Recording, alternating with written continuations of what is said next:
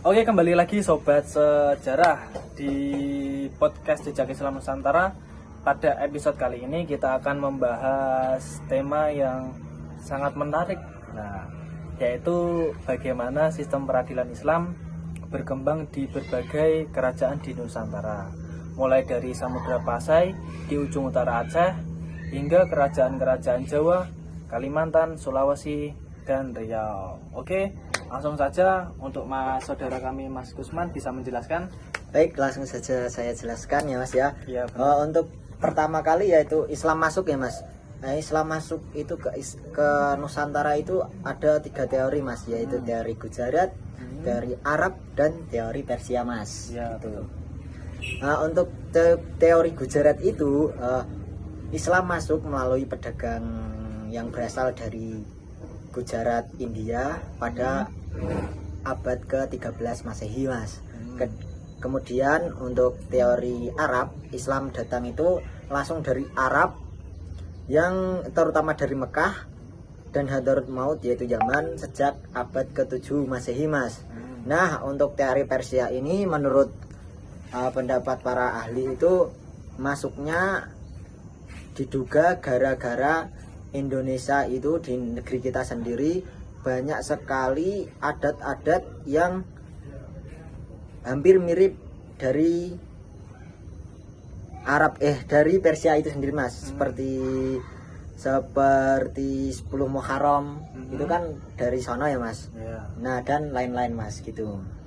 Baik, Mas. Nah, aslinya sebelum Islam datang itu masyarakat Nusantara itu sudah mengenal 2 macam peradilan Mas, yaitu yang pertama peradilan pradata dan yang kedua itu peradilan padu Mas. Oke, baik. Bisa Mas untuk menjelaskan apa itu peradilan pradata dan apa itu peradilan padu? Untuk peradilan pradata dulu ya Mas ya. Untuk peradilan pradata itu pengadilan yang mengurus perkara kerajaan yang biasanya urusannya itu raja dan bangsawan Mas. Terus untuk yang peradilan padu, pengadilan rakyat yang mengurus perkara di luar wewenang raja Mas. Oh iya ya, jadi peradilan pradata itu pengadilan yang mengurus perkara-perkara tentang kerajaan ya Mas. Ya, biasanya itu kayak berarti mengurusi urusan raja dan bangsawan begitu Mas. Iya Mas, untuk pradata itu Mas ya. Untuk sedangkan di peradilan padu itu yaitu pengadilan rakyat yang mengurus perkara di luar wewenang raja begitu ya Mas. Iya Mas, benar. Nah, setelah Islam masuk pada abad 7 hingga 8 itu tadi, kayak yang disebutkan pada teori tadi ya Mas ya, sistem peradilan mulai berubah Mas. Yang awalnya penyelesaian perkara dilakukan secara musyawarah dari tokoh masyarakat atau ulama yang disebut tahkim, lalu berkembang menjadi al-hali wal akli wal akdi. Maaf Mas, salah Mas. Sekelompok orang berilmu dan dipercaya yang menunjuk para hakim. Kemudian yang terakhir itu masuk ke periode tauliyah, yang dimana ketika kerajaan-kerajaan Islam mulai memiliki jabatan resmi dalam pemerintahan seperti penghulu, naib, dan mufti Mas. Oh iya ya Mas, jadi Islam itu masuk sekitar abad ke-7 sampai ke-8 Masehi Mas. Coba kita geser ke Samudra Pasai Mas. Nah, jadi awal penerapan syariat di Samudra Pasai itu bagaimana Mas? Untuk kerajaan Samudra Pasai di Aceh ya Mas ya? Iya. Samudra Pasai. Nah, itu kerajaan Islam pertama di Nusantara itu Mas. Nah, di situ hukum Islam itu mulai diterapkan secara nyata menggunakan mazhab Syafi'i Mas tentunya. Oh iya ya, jadi Nah, yang menarik itu Mas, pelaksanaan hukum pidana di Samudra Pasai itu berlaku tanpa pandang bulu Mas. Bahkan seorang anak raja yang bernama Morah Poek pernah dihukum rajam karena berzina Mas. Oh iya iya. Terus Terus hierarki peradilannya juga sudah sangat jelas ya Mas ya, terutama dari tingkat kecil sebagai pengadilan pertama, lalu luwe balang di tingkat banding, dan hingga ke Mahkamah Agung sebagai tingkat tertinggi Mas. Oh, jadi di Kerajaan Samudra Pasai itu hukuman pidana itu tidak pandang bulu ya Mas? Iya Mas. Oh, bahkan pernah ada kayak anak seorang raja itu dihukum rajam karena berzina, apakah betul Mas? Iya benar Mas, Oh. dihukum rajam karena berzina Mas. Iya. Dan juga sistem peradilannya itu sangat hierarki ya Mas, dan Iya, sudah Mas. jelas begitu ya Mas? Iya Mas. Oke. Selanjutnya Mas, kalau kita geser lagi ke Pulau Jawa. Nah, di Pulau Jawa kan ada Kerajaan Mataram Mas. Iya Mas. Ya, itu kan terkenal dengan integrasi hukum Islam dan tradisi di Jawa. Bisa dong dijelaskan Mas? Pulau Jawa ya Mas ya. Nah, Kerajaan Mataram Islam ya Mas ya. Itu di bawah Sultan Agung Mas. Beliau itu melakukan reformasi besar dalam sistem hukum Mas, memasukkan unsur Islam ke dalam lembaga peradilan kerajaannya Mas. Kemudian di Kerajaan Mataram itu dikenal ada Pengadilan Surambi Mas. Pengadilan Surambi ya Mas? Iya Mas. Boleh Mas dijelaskan itu Pengadilan Surambi itu bagaimana ya Mas sistem pengadilannya itu? Oh, Pengadilan Surambi Mas. Kok bisa disebut Pengadilan Surambi itu karena sidangnya itu di Serambi Masjid Mas, terutama di Masjid-Masjid Agung seperti itu Mas. Nah, kemudian dipimpin oleh para ulama dan penghulu dari kalangan pesantren Mas gitu. Oh.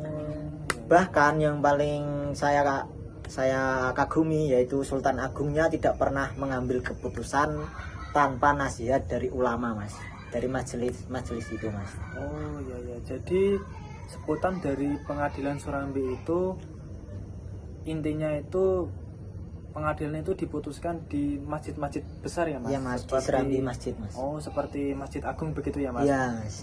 Terus disaksikan oleh dipimpin oleh para ulama begitu ya Mas? Iya Mas. Oh ya, baik. Nah, tapi Mas, di masa Sultan Amangkurat yang pertama, pengaruh ulama mulai dikurangi Mas, dan pengadilan perdata itu mulai dihidupkan kembali di bawah kekuasaan raja itu Mas, di bawah Kerajaan Sultan Amangkurat I itu Mas. Nah, meskipun begitu, hukum Islam tetap menjadi sumber utama dan urusan dalam urusan perkawinan, warisan dan keluarga Mas. Yang paling utama itu perkawinan, waris dan keluarga, itu masih menggunakan hukum Islam Mas.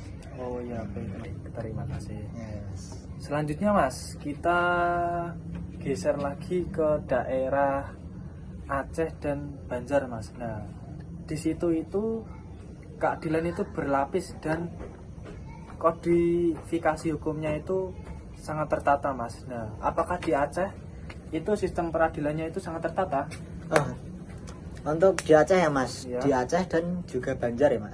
Aceh dulu ya Mas ya. Ya, Aceh. Untuk di Aceh itu peradilannya sudah sangat tertata Mas. Strukturnya mirip seperti sistem peradilan modern yang bertingkat-tingkat seperti saat ini Mas.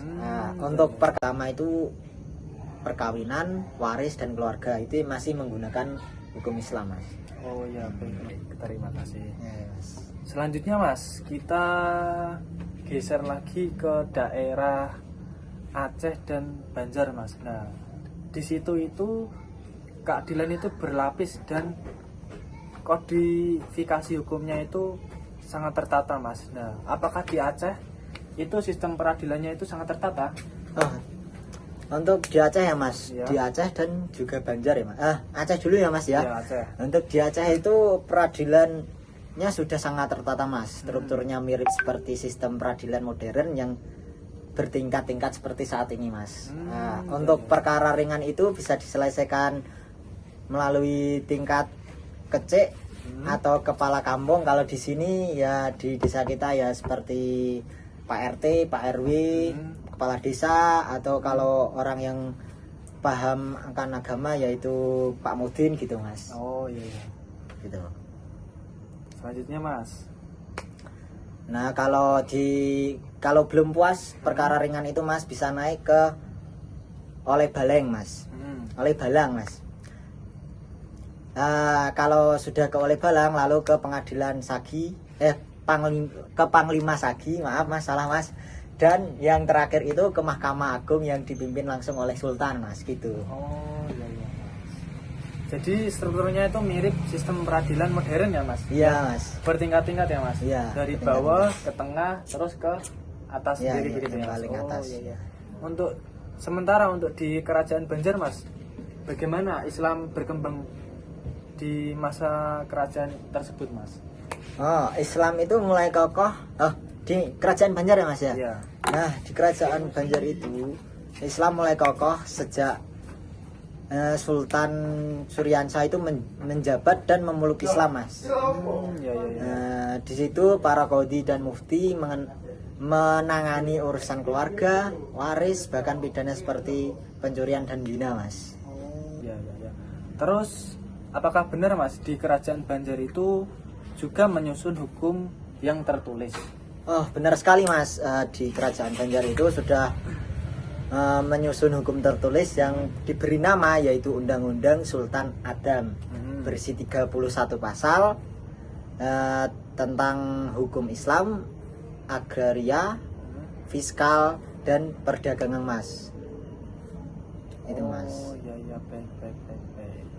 Terus Mas, kita lanjut ke warisan Islam Nusantara Mas. Nah, di Nusantara itu ada 4 daerah. Nah, yang pertama itu di daerah Priangan, Ya. Banten, Sulawesi, dan Riau Mas. Nah, coba bisa dijelaskan bagaimana sistem peradilan di daerah tersebut Mas? Di keempat itu ya Mas Iya. ya. Yang di Priangan, Banten, Sulawesi, dan Riau ya Mas ya. Iya. Baik. Langsung ke yang pertama itu Priangan ya Mas. Ya. Di Cirebon dan Priangan itu ada 3 peradilan Mas. Yang pertama yaitu peradilan agama untuk perkara keagamaan. Kemudian yang kedua peradilan Drigama untuk urusan keluarga dan waris. Ya, betul. Dan yang terakhir itu peradilan Cilaga khusus untuk sengketa dagang, sistem transparansi dari Mataram dan hukum Islam Mas. Oh, jadi di 4 daerah tersebut itu dibagi menjadi 3 peradilan ya Mas? Oh enggak Mas, ini yang Cirebon dulu Mas. Oh, Ini yang Cirebon Mas. oh ini yang di Priangan gitu ya Iya Mas? Mas, di Cirebon Oh. dan Priangan Mas. Oh iya ya, bagi. Terus Mas, kalau sementara di daerah Banten Mas? Untuk Banten sendiri itu, di Banten itu sejak tahun 1568 Sultan Hasanuddin itu memerdekakan Kesultanan dari Demak dan membentuk peradilan Islam resmi yang dipimpin qadhi Mas. Oh, Qadhi itu semacam hakim gitu Mas. oh iya. Pada abad ke-17 hukum Islam itu sudah diterapkan sepenuhnya di Banten Mas. Oh, oke oke oke, begitu Mas. Sedangkan Mas kalau di Sulawesi Mas, bagaimana itu? Untuk yang ketiga ya Mas, yang Ya. Sulawesi. Yang Sulawesi itu di bawah Raja Goa 18 ya Mas ya. 18 apa 17 saya lupa Mas. Kayaknya 17 Mas. Ya. Sistem peradilannya itu terintegrasi dengan adat kerajaan Mas. Terdapat pejabat khusus bernama perawa syara, semacam hakim agama Ya. yang sejajar dengan pejabat adat perawa adik Mas. Nah, keduanya itu bertugas memastikan hukum Islam berjalan tanpa benturan dengan tradisi lokal Mas gitu. Oh iya iya iya. Jadi kalau di Sulawesi itu sistem peradilan Islamnya itu terintegrasi dengan adat kerajaan ya Mas? Iya Mas. Oh iya iya baik, baik, baik, baik. Nah untuk yang terakhir Mas di Kerajaan Riau Mas? Untuk Kerajaan Riau sendiri Mas, pada masa Raja Ali Haji itu lembaga peradilannya itu sudah modern Mas. Ada mahkamah kerajaan dan mahkamah kecil dengan 3 orang qadhi yang menangani hukum muamalah mas. Muamalah, jinayah, dan munakahat gitu mas. Iya, terus. Nah sistem ini itu menunjukkan betapa Islam sudah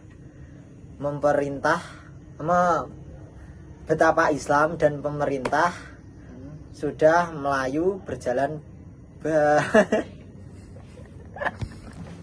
Nah yang terakhir ya mas ya, yang terakhir itu kerajaan Riau pada masa Ali Haji mas.